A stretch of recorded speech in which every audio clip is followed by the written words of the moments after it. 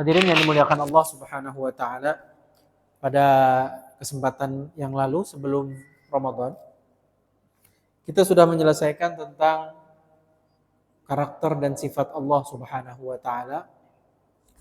Kemudian kita juga membahas sedikit sebelum kita liburan Ramadan itu tentang sifat-sifat para nabi sallallahu alaihi wasallam. Dan diceritakan dalam kitab Aqidatul Awam bahwa ada 4 karakter yang paling mengemuka dari para nabi, yaitu sidik, amanah, tabligh, fatanah. Jadi sidik itu artinya jujur, tabligh itu artinya pandai untuk menyampaikan. Amanah, sidik, tabligh, amanah dalam artian menyampaikan apa yang diperintahkan Allah untuk beliau-beliau. Yang terakhir, sifat Nabi yang terakhir adalah fatanah, cerdas. 4 sifat inilah yang menjadi karakter para nabi, mulai dari Nabi Adam sampai dengan Nabi Muhammad sallallahu alaihi wasallam. Jadi nabi-nabi itu tidak ada yang bodoh, semuanya cerdas. Fatanah. Nabi-nabi itu tidak ada yang pendusta, mereka sidq, jujur. Nabi-nabi itu tidak ada yang tidak menyampaikan apa yang Allah suruh sampaikan, amanah. Nah gitu Pak, itu maksudnya. Tapi kalau ada yang bertanya di antara kita, memang cuma 4 aja karakter Nabi, mana keberanian beliau-beliau? Mana keramah tamahan beliau-beliau ini? Gimana jawabnya? Jawabnya masukkan aja ke salah satu dari 4 ini. 4 ini mewakili saja. Daripada kita nggak hafal semuanya, mendingan kita bisa menghafal 4 ini. Karena karakter dominan dari para nabi itu udah di 4 itu. Nah gitu ya. Jadi mana ada nabi pendusta diwakili oleh sidq. Mana ada nabi yang bodoh diwakili oleh fatanah, cerdas. Dan cerdas itu kan macam-macam. Ada cerdas keuangan, cerdas bersikap, cerdas berkarakter, cerdas dalam pola pikir. Itu masuk dalam karakter cerdas gitu ya. Jadi kalau ada bapak-bapak mempertanyakan hal-hal yang tidak ada dalam 4, masukin aja ke dalam situ. Insya Allah itu merupakan cabang dari 4 karakter para anbiya. Baik, ini poin pertama. Sebelum kita masuk ke sifat jaiz para nabi dan para rasul. Yang kedua, catatan yang kedua, hadirin yang dimuliakan Allah. Para nabi dan para rasul yang dicatat ada di dalam Al-Quran itu berapa jumlahnya? 25 ya? 25 kan Pak? Makanya kita sebut 25 para rasul. Itu sebenarnya bukan semuanya. Karena ternyata ada riwayat-riwayat yang lain yang tidak disebutkan dalam Al-Quran, tapi tersirat dalam hadis nama nabi-nabi yang lain. Bapak-bapak pernah dengar kan Nabi Samson atau Nabi Syam'un kata orang. Syam'un bin Nun. Ada nabi, ada riwayatnya. Panjang itu cerita tentang Nabi Syam'un. Yang dijadikan film oleh Hollywood tahun 80-an. Samson and Delilah itu loh. Itu ala Hollywood, Pak. Orang Nabi Musa aja dibikin film sama mereka, aneh-aneh. Barat itu nggak ada batas, dia mau Tuhan aja dijelek-jelekin. Ada filmnya, film tentang Tuhan. Negro lagi, Bruce Almighty itu. Nah gitulah. Kan nggak ada Syam'un dalam 25 para rasul. Nabi Ezra. Ada yang menyebut Ezra ini sebenarnya nabi. Itu loh yang dia pergi ke sebuah kota, konon itu adalah Masjid Baitul Maqdis. Dia bersama dengan keledainya. Kemudian dia bilang dalam akhir surat Al-Baqarah itu, bagaimana caranya Allah menghidupkan semua kematian ini menjadi hidup kembali. Jadi rumah-rumah yang hancur, manusia-manusia mati. Bagaimana caranya? Tiba-tiba dia dimatikan Allah. Berapa lama dimatikan? Mi'ata'am. Surat Al-Baqarah. 100 tahun. Ali Imran maksud saya. 100 tahun dia dimatikan. Dia dan keledainya. Kemudian setelah 100 tahun dihidupkan kembali. Nabi siapa itu? Ezra. Mana ada dalam 25 rasul itu? Jadi 25 Rasul itu adalah yang menjadi kewajiban kita kaum muslimin untuk menghafalnya. Sisanya tidak ada kewajiban bagi kita untuk mengetahuinya secara akidah. Kita bolehnya apa? Mengatakan begini, 25 Rasul itu yang ada dalam Al-Quran dan dengan nyata tertulis nama-nama mereka, sisanya wallahu a'lam bishawab. Gitu dia. Ya, baik. Ini yang kedua. 3. Dari 25 Rasul itu, ada yang disebut dengan ulul azmi minar rusul. Nabi ulul azmi. Apa artinya ulul azmi? Memiliki tekad bulat. Nabi-nabi yang pantang mundur, ngotot. Pokoknya dakwah Islam harus sukses gitu. Allah harus dikenalkan kepada manusia. Yang ini dari 25 ini 5 orang dia. Dimulai dari Nabi Nuh, kemudian Ibrahim, Nuh, baru yang ketiga adalah Nabi Musa, yang keempat Nabi Isa, yang kelima adalah Nabi Muhammad sallallahu alaihi wasallam. Dan disebutkan dalam Al-Qur'anul Karim, ulul azmi minar rusul, ayatnya begitu. Jadi mereka itulah yang 5 orangnya dimaksud dengan nabi-nabi ulul azmi. Berbeda dengan nabi yang lain. Ini nabinya memang paling dominan disebut dalam Al-Quran, ini kisah tentang 5 orang ini kan. Makanya disebut karakternya ulul azmi. Coba lihat gempar dunia ketika banjir bandang di zaman Nuh. Ceritanya panjang lebar tuh tentang Nuh. Bagaimana Ibrahim sangat dominan kalau kita bercerita tentang Idul Adha. Itu kisah tentang Ibrahim sekeluarga aja itu. Alaihissalam. Cerita tentang Musa, paling heboh dalam Al-Quran. Nabi siapa yang paling banyak disebutkan dalam Al-Quran? Nabi Muhammad? Enggak. Nabi Musa, Pak. Padahal ini kitab sucinya orang Islam. Tapi ceritanya tetangga sebelah loh, Pak, paling banyak diceritain. Nabi Muhammad disebutkan pakai nama 2 kali, sisanya hamba. Tapi Nabi Musa, begitu buka Al-Baqarah, sudah Nabi Musa. Dan paling terakhir disebut Nabi Musa dalam surat Suhufu Ibrahim wa Musa, apa itu? Al-A'la. Coba lihat, Pak. Nabi Musa aja ceritanya dalam. Kan? Heboh ya? Dan setelah itu Isa alaihi salam, Al-Maidah, sebelumnya Ali Imran, sebelumnya lagi dalam penggalan setelah tema tentang orang-orang Yahudi, Isa alaihi salam. Terakhir Muhammad sallallahu alaihi wasallam. Karena itulah Al-Qur'an menyifati mereka dengan nabi-nabi ulul azmi. Baik. Sekarang dalam bab ini buku saya dengan buku Bapak judulnya sama. Tapi cetakannya beda. Makanya dilihat atasnya aja. Judulnya adalah sifat jaiz bagi para nabi dan rasul alaihi wassalam. Sifat yang boleh-boleh saja terjadi. Jaiz itu boleh-boleh aja terjadi pada seorang nabi dan rasul alaihi wassalam. Kita lihat ya. Saya harus membacakan syairnya supaya dapat berkah. Nazim berkata, Nazim itu maksudnya pengarang, penyusun syair ini. Wajaizun fi haqqihim min aradi bighairi naqsin ka khafifil maradi. Adapun sifat jaiz bagi mereka yaitu sifat manusiawi yang tidak mengurangi kemuliaan mereka sedikit pun seperti sakit yang tidak begitu parah. Jadi para nabi itu boleh tertimpa penyakit, boleh saja. Masa nabi nggak boleh sakit? Boleh. Namanya sifat jaiz, boleh-boleh aja gitu. Coba lihat keterangannya. Sifat jaiz bagi para nabi dan rasul alaihi wassalam adalah terjadinya sifat-sifat manusiawi yang sama sekali tidak mengurangi ketinggian martabat mereka.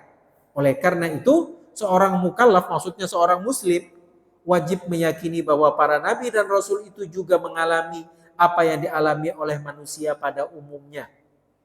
Apa contohnya? Para rasul makan, para rasul minum, para rasul pergi ke pasar, dagang, jual beli. Nabi Muhammad sebelum dapat wahyu sebagai apa? Dagang, jualan di pasar. Membawa barang dagangan punya Khadijah radhiyallahu anha yang akhirnya dinikahi beliau. Biasa itu. Masa Nabi nggak boleh dagang? Ya boleh. Kemudian lagi, Nabi makan, Nabi menikah, Nabi mati, hidup, nyaman, menderita, sakit. Nabi sakit. Ada cerita riwayat Nabi tidak bisa sholat jadi imam dalam keadaan berdiri. Duduk beliau. Ada riwayatnya itu. Dan dikomentari oleh Imam Syafi'i dengan dua pendapat beliau. Pendapat pertama mengatakan para makmum harus ikutan juga duduk. Karena imamnya duduk, kan imam dijadikan imam supaya diikuti kan. Jadi semuanya gitu. Tapi kemudian riwayat yang terakhir mengatakan, dan itu yang betul, fatwa mazhab Syafi'i. Imam dalam kondisi sakit duduk, para makmum semuanya berdiri karena imam lagi dalam keadaan sakit. Emang kalian sakit juga kan? Enggak. Nah gitu. Berarti Nabi mungkin sakit, mungkin meninggal, mungkin terbunuh bahkan. Nabi Zakaria bagaimana akhir hidup beliau? Syahid Pak. Terbunuh. Anak beliau Yahya alaihi salam terbunuh. Apa masalahnya? Karena itu adalah sifat jaiz, manusiawi. Nah ya, baik. Ada catatan yang saya pernah sampaikan juga di sini. Bahwa ketika kita berbicara tentang sosok Nabi, kita jadi contoh di sini adalah Nabi Muhammad SAW. Itu sebenarnya ada dua sisi pada pribadi sang Nabi ini, Sallallahu Alaihi Wasallam. Yang pertama sosok beliau sebagai manusia biasa. Ingat tak pelajaran saya tempoh hari? Jadi ketika kita berbicara Muhammad Sallallahu Alaihi Wasallam, bayangkan beliau tuh sosok manusia biasa dulu, Pak. Kan dia punya hidung dua. Maksudnya lubang hidung dua, mata dua, telinga dua, rambut begini. Manusia, itu yang pertama dulu. Ada yang mau bantah? Nabi Muhammad manusia. Siapa yang bilang malaikat? Cuma jangan berhenti sampai di situ, itu koma. Yang kedua, sisi kerasulan beliau. Wah, ini dia. Nah, jadi Nabi Muhammad itu kita membayangkan sosok seorang manusia dan sosok seorang rasul. Nah ya, yang tidak bisa dipisahkan. Kalau kita mengatakan enggak dia seorang rasul aja, loh memang bukan manusia. Atau dia manusia saja, dia bukan rasul. Enggak bisa juga. Jadi Nabi seorang manusia, Nabi juga seorang rasul. Begitu Allah bilang, laqad kana lakum fi rasulillahi uswatun hasanah, dan telah ada bagi kalian semua umat manusia pada diri Rasul teladan yang baik. Kita disuruh meneladani Rasul atau meneladani manusia? Manusia yang Rasul. Apa teladannya? Nabi mengajarkan kita sholat 5 waktu ala manusia.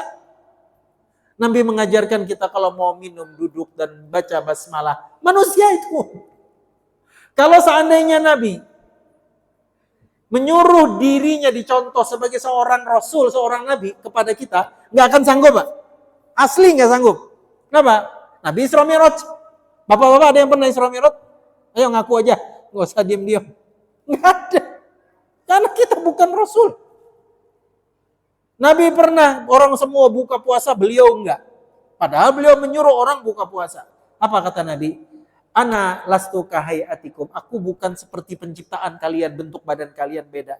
At'amani Rabbi. Aku ini makan dan minum buka puasanya sudah dikasih makan oleh Allah Subhanahu wa taala. Kita enggak buka puasa, tepar. Kemudian Nabi bilang apa? Ketika Nabi menceritakan tentang gaya tidur beliau. Tidurku tidak seperti tidur kalian. Kalian kalau tidur lalai sudah. Ngigok lah. Tidurnya di sebelah sini, bangun sudah di bawah ranjang. Itu manusia. Tapi apa kata Nabi? Namat aini. Mataku saja yang tidur. Sementara hatiku tidak tidur. Bisa kita begitu? Enggak bisa. Jadi ini catatan yang lain tentang tema kerasulan para nabi. Terutama Rasulullah Sallallahu Alaihi Wasallam. Jadi dalam tema ini kita berbicara tentang sifat-sifat yang mungkin terjadi pada diri Nabi. Misalnya sakit, menderita, sehat, dan seterusnya. Nabi bersedih. Itu masuk sifat apa, Pak? Sedihnya Nabi sifat apa? Sifat wajib atau sifat jaiz? Sifat jaiz. Boleh saja seorang Nabi bersedih. Anak Nabi Ibrahim meninggal dunia. Usia setahun lebih kena wabah di kota Mekah. Meninggal. Waktu mencangkul itu mau ngubur anak bayinya ini, menetes air mata Nabi. Sahabat itu bingung. Kok nangis ya Rasulullah? Gambaran sahabat tuh Nabi itu powerful gitu ya. Wow, tegar apa gitu. Apa kata Nabi? Ya wajar orang kalau sedih ya nangis. Kalau lafaz hadisnya begini. Innal aina latadma, sesungguhnya air mata berurai. Wa innal qalba latahzan, dan sesungguhnya hati bersedih. Bi firaqika ya Ibrahim, dengan kematian kau wahai Ibrahim. Wajar loh. Dan itu sifat jaiz. Oke. Tapi ada catatan tentang sifat jaiz ini. Lihat lanjutannya. Adapun sifat-sifat manusiawi yang mengandung unsur pengurangan pada martabat beliau, mereka itu seperti penyakit lepra, kusta, tuli, buta, bisu, lumpuh, pincang, dan juling, maka semua itu mustahil terjadi pada para nabi. Adapun isu yang beredar bahwa Nabi Syuaib alaihi salam buta, itu hanyalah sebuah isu yang tidak memiliki sumber yang jelas. Hadisnya palsu, Pak. Nabi Syuaib buta. Sedangkan Nabi Yakub alaihi salam, ayah dari Nabi Yusuf, tidak diceritakan buta. Beliau hanya menderita rabun. Dan beliau telah sembuh dari penyakit itu. Jadi ini banyak betul hadis-hadis palsu yang beredar di masyarakat kita. Diceritakanlah karena Nabi Yakub ini terlalu lama meratapi hilangnya anak terkasihnya, Yusuf alaihi salam. Dia nangis terus, menyebabkan buta katanya. Enggak buta, Pak. Sebab kalau dibilang beliau buta, cacat sudah kenabian.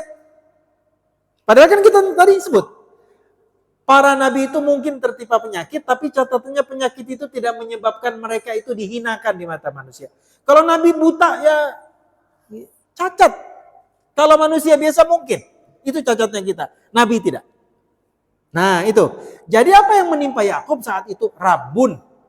Yang kembali bisa melihat dengan sangat terang setelah Nabi Yusuf alaihi salam, ini mukjizat dari Allah. Menyuruh abang-abangnya yang menculik dia dulu, yang melemparkan dia ke sumur, untuk jadi Yusuf, orang itu mau 10 tahun, 20 tahun terpisah, tapi kalau sudah pernah mencium bau anak itu nggak mungkin lupa loh. Jadi di rabunnya begitu, kata Nabi Yusuf kepada abang-abang, ini bajuku, nanti kalau sudah ketemu dengan ayah, ciumkan bajuku ini ke ayah. Dalam surat Yusuf ada cerita ini. Fartadda basira. Jadi ketika baju yang berbau Yusuf yang puluhan tahun terpisah sudah dari ayahnya, dilemparkan ke muka ayahnya begini, tiba-tiba ayahnya bisa melihat kembali. Itu dia. Ini mukjizat dari Allah Subhanahu wa taala atas Nabiullah Yusuf alaihi salam. Tapi poinnya di sini bahwa Nabi Yakub tidak buta, dia cuma rabun saja untuk beberapa waktu. Begitu juga isu yang beredar bahwa ulat keluar dari tubuh Nabi Ayub alaihi salam ketika beliau sakit. Itu semua hanya sebuah kebohongan belaka. Ini hadisnya palsu lagi. Jadi kita sering mendengar dulu waktu masih kecil, Nabi Ayub itu kan kena penyakit kayak korengan ya, sekujur tubuhnya. Sampai ada ulat katanya. Saking sabarnya Nabi Ayub ini, ulat itu jatuh yang memakan kulit beliau, diambil lagi, ditaruh lagi supaya terus saja makan. Nah itu kan jorok. Masa para Nabi melakukan hal-hal seperti itu? Itu hadis yang palsu dan sudah dinyatakan dalam kitab ini, itu semua hanya kebohongan belaka. Di antara dalil yang menunjukkan berlakunya sifat-sifat manusiawi pada para nabi dan rasul adalah firman Allah Ta'ala. Ma lihadzal rasuli ya'kulu ta'ama wa yamshi fil aswaq. Mengapa rasul ini memakan makanan dan berjalan di pasar? Rasul itu biasa berjalan di pasar. Kemudian ayat yang lain dalam surat Al-Furqan. Wa ma arsalna qablaka minal mursalina illa innahum la ya'kuluna at-ta'ama wa yamshuna fil aswaq. Dan kami tidak mengutus rasul-rasul sebelum kamu Muhammad, melainkan mereka sungguh makan makanan dan berjalan di pasar-pasar. Allah juga berfirman, walaqad arsalna rusulan min qablika wa ja'alna lahum azwajan wa dzurriyyah. Dan sesungguhnya kami telah mengutus beberapa rasul sebelum kamu dan kami memberikan kepada mereka istri-istri dan keturunan. Para rasul itu kawin loh. Siapa rasul yang tidak kawin? Siapa? Nabi Isa. Nabi Isa kawin enggak? Ada yang tahu Pak kawin enggak? Diisukan tidak kawin. Nah gitu ya. Cuma saya pernah ada kerjaan ke Surabaya. Pas mau pulang naik pesawat. Kan kalau naik Garuda itu kita biasanya lewat langnya apa ya? Ruang tunggunya agak beda gitu kalau Garuda. Kalau Lion amit, ampun. Ini Garuda. Kemudian biasanya di airport besar gitu ada toko jualan buku, toko Periplus itu, tahu gak? Periplus. Buku-bukunya nggak bahasa Indonesia, bahasa Inggris. Ya, nunggu pesawat masih 1 jam lagi. Saya iseng-iseng ke toko buku itu, bukan mau beli, harganya bayar pakai dolar. Rupiahnya juga mahal. Saya cek-cek di situ. Kaget saya. Ada satu buku tulisan pendeta besar di Amerika. Dari isi buku itu satu kalimat. Kalimatnya apa? Actually, sebenarnya Yesus has wife. Yesus punya bini. Kaget saya. Lah ini orang anu loh. Bukan orang Islam yang nulis. Non Muslim. Baru tahu saya. Dan kita tidak menolak. Ya artinya kalau dia menikah atau tidak menikah itu sifat jaiz, terserah. Biasa aja. Musa menikah beliau. Ceritanya panjang itu dia. Tentang menikahnya Musa ini. Kan disuruh pilih antara 2 orang gadis. Akhirnya dia milih yang satu. Yang ketemu dengan dia ketika membantu mengangkat air buat domba-domba mereka. Menikah. Siapa Nabi yang gak nikah? Banyak betul Nabi menikah rata-rata. Dan ini adalah sifat yang jaiz. Apalagi Nabi Muhammad sallallahu alaihi wasallam. Baik. Ada ayat yang lain juga yang menggambarkan tentang mungkin saja seorang nabi tertimpa penyakit, terutama Nabi Ayub. Allah berfirman dalam surat Al-Anbiya, wa ayyuba idna da rabbahu anni massaniyadh-dhur wa anta arhamur rahimin fastajabna lahu fakashafna ma bihi min dhur wa atainahu ahlahu wa mithlahum ma'ahum rahmatan min indina wa dzikra lil 'abidin. Dan ingatlah kisah Ayub, Nabi Ayub, ketika menyeru Tuhannya, ya Tuhanku, sesungguhnya aku telah ditimpa penyakit dan Engkau adalah Tuhan yang Maha Penyayang di antara semua penyayang. Maka kami pun memperkenankan seruannya itu. Lalu kami lenyapkan penyakit yang ada padanya dan kami kembalikan keluarganya kepadanya. Dan kami lipat gandakan bilangan mereka sebagai satu rahmat dari sisi kami dan untuk menjadi peringatan bagi semua yang menyembah Allah. Surat Al-Anbiya 83-84. Perhatikan Bapak-bapak, Nabi Ayub ini adalah nabi yang diceritakan dalam Al-Quran paling banyak tertimpa penyakit. Bukan cuma penyakit saja, anaknya mati semua, kekayaannya habis, ludes. Jadi from hero to zero. Kalau kita dari zero to hero gitu ya. Dari degaga duit, nggak ada duitnya, nggak punya duit jadi punya duit gitu. Kalau ini kebalikannya. Dari orang kaya raya, sultan, jadi zero. Ini Nabi Ayub. Sakit lagi, mati semua anak, tinggal istrinya yang nahan diri tidak cerai. Melayani suami yang penyakitan. Makanya saya suka dengan satu quote of the day. Apa bunyinya? Belajarlah menjadi sehat dari seorang nabi yang tidak pernah sakit. Dari siapa itu? Muhammad sallallahu alaihi wasallam. Dan belajarlah untuk menjadi sehat dari nabi yang paling penyakitan, yaitu belajar dari Nabi Ayub alaihi salam. Masih ingat quote-nya, Pak? Saya ulang ya. Quote itu jadi semacam apa ya?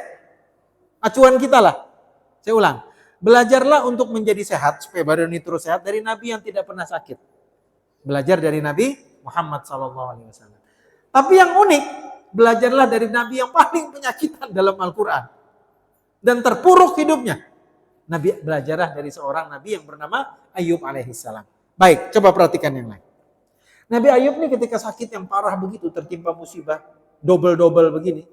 Kira-kira dia curhat sama Allah, dikabulkan enggak kalau dia minta diselesaikan urusan?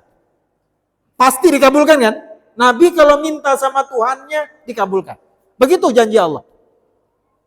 Tapi coba adab seorang Nabi. Lihat ayatnya. Dia cuma bilang begini. Dan ketika Ayub, ingatlah ketika Ayub menyeru kepada Tuhannya, Tuhanku, sesungguhnya aku telah ditimpa penyakit dan Engkau adalah Tuhan yang Maha Pengasih di antara semua penyayang. Ada kalimat, ya Allah sembuhkan aku. Enggak ada kan?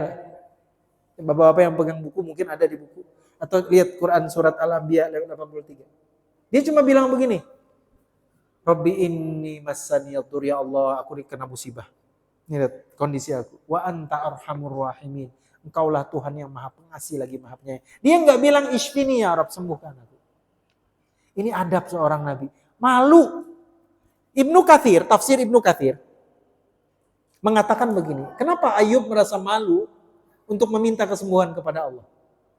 Karena dia tahu diri, Pak. Ayub ini jaya belasan tahun, diceritakan sekitar 30 tahun atau lebih, dia di puncak kejayaan, badan sehat, ganteng, istri ada, kemudian anak-anak banyak, jaya dia selama 30 tahun. Dia ketika tertimpa musibah ini, di puncak-puncaknya belum 30 tahun lamanya dapat musibah itu. Jadi dia malu, Pak. Maksudnya sudah jaya begini, begitu dapat sedikit, Allah tekipai, apa istilahnya, lemes gitu. Harus dong, sama fight-nya gitu. Makanya dia malu, kata Ibnu Katsir. Dia nggak bilang gitu. Saya mendengar ini ceramah guru saya, Syekh Dadu Asy-Shinqiti, hafizahullah. Waktu saya bawa mobil, saya nangis. Ya Allah, Ayub ini sabar betul. Dapat musibah dan minta obat ya. Dia bilang, ya Allah, aku ini sakit ya Allah, Engkau Maha Pengasih. Maksudnya Engkau tahu lah ya Allah, tanpa aku curhat sama Engkau sembuhkan gitu. Saya terus terang nangis. Luar biasa ini Nabi. Dan sampai sekarang di Arab, di Timur Tengah, kalau kita menyabarkan orang yang pemarah, orang yang tidak sabaran, orang yang ketika tertimpa musibah, wah ngamuk. Bagaimana orang Arab menegur temannya ini? Dia bilang apa? Ya sabro Ayub, sabarlah kamu seperti sabarnya Nabi Ayub alaihissalam. Itu jadi ungkapan malah. Sabar Pak, seperti sabarnya Nabi Ayub. Ini kalau ada yang nggak sabar, dengar ceramah saya. Lamanya Ustadz nih ceramah. Saya bilangin sabar Mas. Seperti sabarnya Ayub alaihissalam. Ntar lagi juga bubaran kita. Baik. Jadi Nabi Ayub ini tertimpa penyakit. Mungkin aja seorang Nabi. Lagi. Lihat ini. Wama Muhammadun illa Rasul. Surat Ali Imran 144. Qad khalat min qablihi rusul afa imma ta'aw qutilan qalabtum ala aqabikum wa man yanqalib ala aqibaihi falan yadurrallaha syai'a. Muhammad itu tidak lain hanyalah seorang rasul. Sungguh telah berlalu sebelumnya beberapa orang rasul. Apakah jika ia wafat? Nah, mungkin kan Nabi wafat atau dibunuh? Mungkin kan Nabi itu dibunuh? Kamu lantas berbalik ke belakang jadi murtad kembali? Barang siapa yang balik ke belakang, maka ia tidak dapat mendatangkan mudarat kepada Allah sedikit pun juga.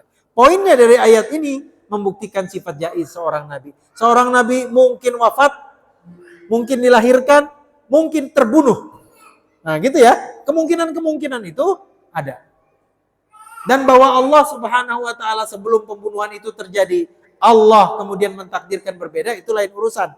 Tapi yang jelas, para nabi itu punya karakter jaiz. Mungkin terjadi musibah, mungkin mendapatkan sebuah kejayaan atau kematian. Baik, kita lanjut. Kemaksuman para nabi dan rasul alaihi mussalatu wassalam. Nah, kita bicara tentang makna nabi maksum. Kita sering dengar itu. Kan dia maksum, apa itu artinya? Lihat syairnya, ismatuhum kasairil malaikah wajibatun wa fadalul malaikah. Mereka terjaga dari dosa seperti halnya para malaikat. Malaikat tidak melakukan dosa, para nabi juga sama. Hal itu merupakan sebuah keharusan. Bahkan mereka, para nabi itu jauh lebih mulia daripada malaikat. Kita perhatikan. Apa maksudnya maksum? Jadi kita bilang nabi maksum itu apa artinya? Secara bahasa, maksum itu artinya terjaga. Sedangkan menurut istilah berarti penjagaan Allah Ta'ala untuk mereka dari segala dosa, meskipun memang mustahil mereka terjerumus dalam dosa. Jadi maksum itu artinya nabi yang terjaga dari perbuatan dosa. Nah gitu. Nah ya, dihafal Pak. Jadi maksum itu artinya nabi yang terjaga dari perbuatan dosa. Tapi begini. Kalau suatu saat kita menemukan cerita bahwa Nabi Fulan, seorang Nabi, melakukan sebuah kesalahan. Terus kita katakan, loh berarti Nabi gak maksum dong? Jawabnya bukan itu. Saya ulang Pak. Kalau kita suatu saat menemukan seorang Nabi melakukan kealfaan, lupa, kesalahan, itu sama sekali tidak menggugat kemaksuman beliau-beliau ini. Kenapa? Karena yang membedakan adalah dosa dengan kesalahan beda. Kalau dosa itu kan tercatat sebagai sebuah hal yang harus dipertanggungjawabkan maksiat kan Pak di sisi Allah. Itu tidak mungkin terjadi pada para nabi. Tapi bahwa para nabi itu mungkin alpa, lupa dan salah, iya. Tapi tidak dicatat sebagai sebuah dosa. Paham Pak? Itu bedanya. Contohnya, Nabi Muhammad diriwayatkan oleh Abu Hurairah radhiyallahu an dalam kitab Umdatul Ahkam.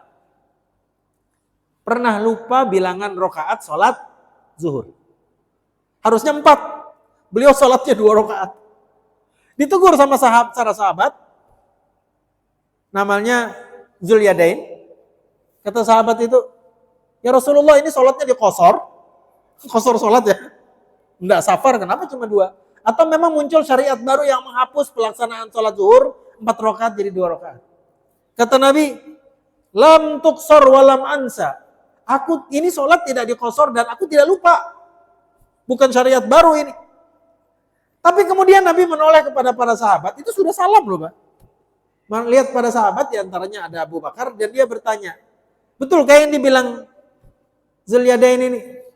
Kata para sahabat, betul ya Rasulullah. Langsung setelah itu menambah bilangan rakaat yang tersisa. Setelah itu baru sujud sahwi. Nah, itu apakah menggugat kemaksuman seorang nabi? Jawabnya tidak. Karena itu memang kesalahan yang disengaja oleh Allah Subhanahu wa taala supaya jadi syariat buat kita.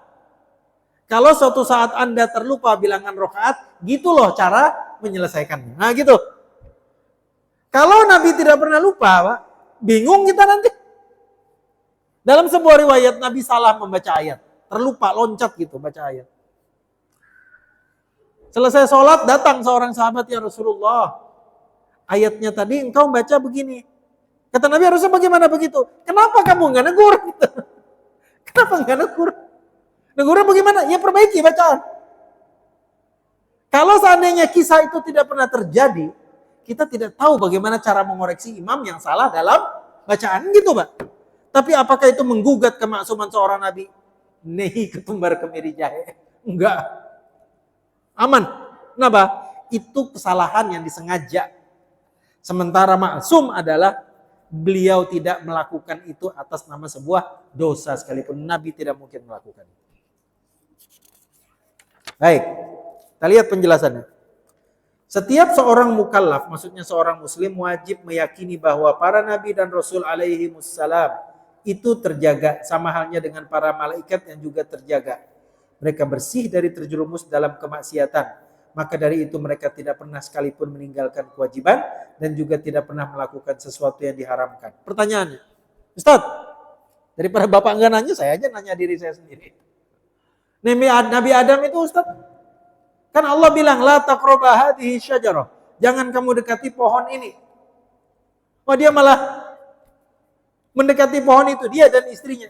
Akhirnya dikeluar dari surga. Gimana kita menjawabnya? Nabi Adam tetap maksum. Itu adalah sebuah kesalahan yang memang skenarionya begitu. Kalau nggak terjadi itu, bapak-bapak pasti di surga loh sama saya. Dan mudah-mudahan setelah ini kita ke surga bareng lagi. Amin ya Rabb. Karena itu kampung halaman kita surga itu Pak. Kita dulu asli sana. Asli orang mana kita Pak? Surga.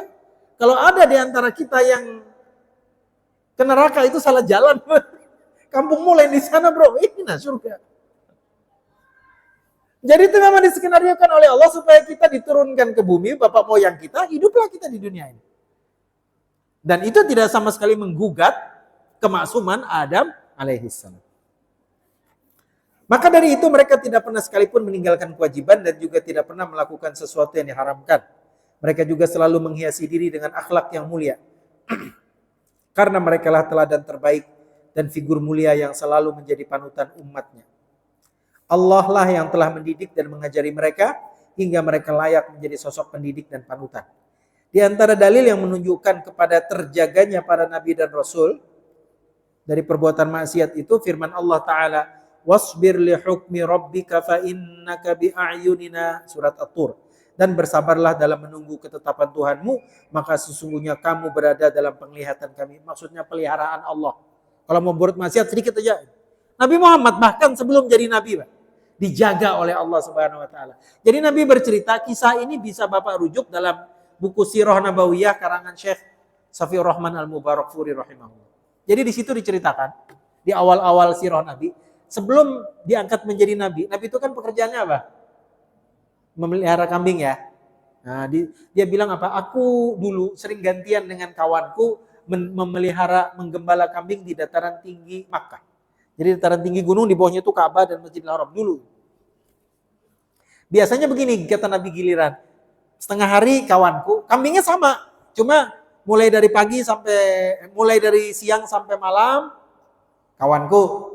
Nanti melihara gembala malam ada juga. Dari maghrib nanti sampai tengah malam ada lagi kawanku gitu. Atau sebaliknya mulai pagi sampai zuhur. Nah suatu hari kawanku bilang, ketika gilirannya sudah datang dan Nabi mau ganti gitu, mau istirahat. Kawannya datang mau ngambil kambingnya. Ini Nabi sendiri bercerita, kata kawanku Muhammad, di bawah lagi di Mekah lagi ada tari-tarian, Pak. Ya kayak ronggeng gitulah. Wah, tari-tarian campur maksiat gitu. Tergeraklah hatiku mau ikut juga nonton. Kita apa, layar tancap lah atau reokan dangdutan gitu. Kurang lebih gitu. Tergerak hatiku untuk ke sana. Ini sebelum jadi Nabi, masih anak-anak. Dah, begitu tiba waktuku untuk off, temanku mau gantikan jaga kambing-kambing kami, aku mau turun mau ikut juga. Ketiduran lah Nabi itu. Tidur ngantuk. Besok begitu terus, dia giliranku tidur terus. Itu kenapa bisa begitu? Itulah penjagaan Allah Subhanahu wa taala. Supaya jangan suatu saat kita bercerita, oh Nabi ternyata pernah begini dan begitu. Enggak pernah kita temukan kemaksiatan dilakukan oleh seorang Rasul siapapun mereka tersebut. Allah juga berfirman dalam surat Ali Imran, "Wa ma kana linabiyyin ayyaghul." Tidak mungkin seorang nabi berkhianat dalam urusan harta rampasan perang. Khianat enggak. Bahkan itu khianat ya. Bahkan gerak-gerik tubuh yang menunjukkan seorang pengkhianat enggak.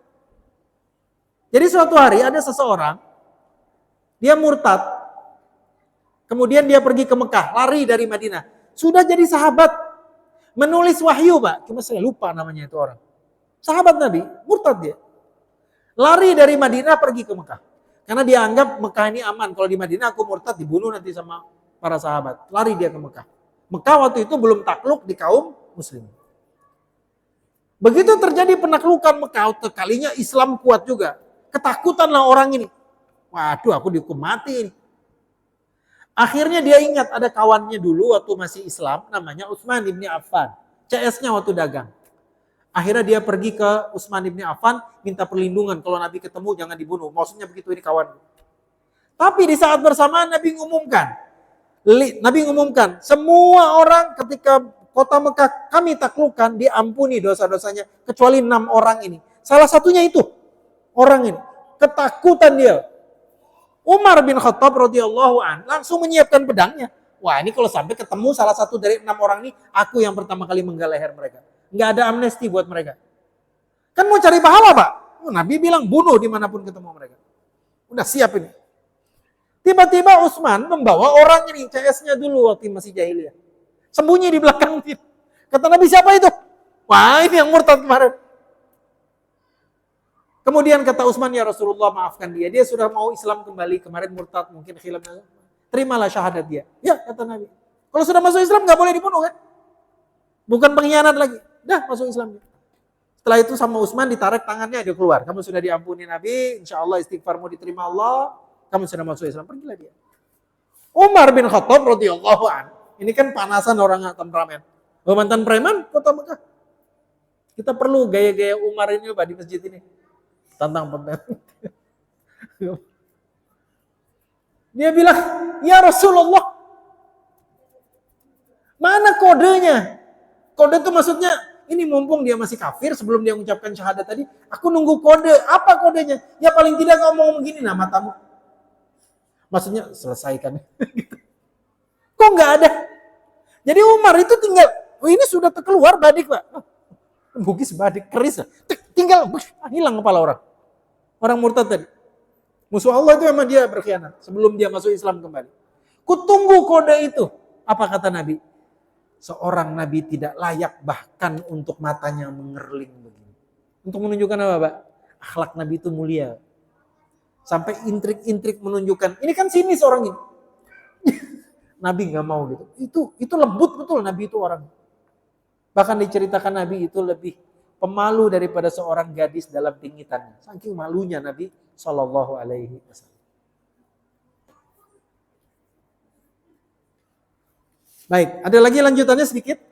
Wa alqaitu 'alaika mahabbatan minni walitusna'a 'ala 'aini. Thaha ayat 39. Dan aku telah melimpahkan kepadamu kasih sayang yang datang dariku dan supaya kamu diasuh di bawah pengawasanku.